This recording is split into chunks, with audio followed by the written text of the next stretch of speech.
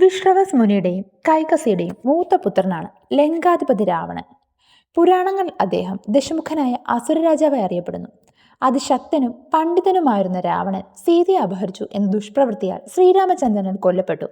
എന്നാൽ ബലപ്രയോഗത്തിലൂടെ രാവണൻ ഒരിക്കലും സീതയെ സ്പർശിച്ചില്ല. ഇതിന്റെ പിന്നിലൊരു കഥയുണ്ട്, ഒരു ശാപത്തിന്റെ കഥ. ഒരിക്കൽ രാവണൻ തന്റെ പുഷ്പക വിമാനത്തിൽ യാത്ര ചെയ്യുകയായിരുന്നു.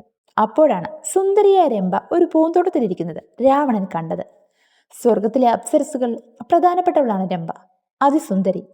തന്റെ ഭർത്താവായ നളകുബേരനെ കാത്തിരിക്കുകയായിരുന്നു അവൾ.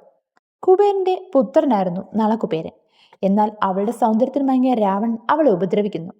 നളകുബേരൻ എത്തിയപ്പോൾ സംഭവിച്ചതെല്ലാം രംഭ പറയുന്നു. അനുവാദമില്ലാതെ ഒരു സ്ത്രീയുടെ ശരീരത്തിൽ സ്പർശിച്ചാൽ നീ മരണപ്പെട്ടെ എന്ന് നളകുബേരൻ രാവണനെ ശപിക്കുന്നു. ഈ കാരണം കൊണ്ടാണ് ഒരു വർഷത്തോളം സീതാദേവിയെ തടങ്കലിലാക്കിയിട്ടും രാവണൻ സീതയെ സ്പർശിക്കാതിരുന്നത്.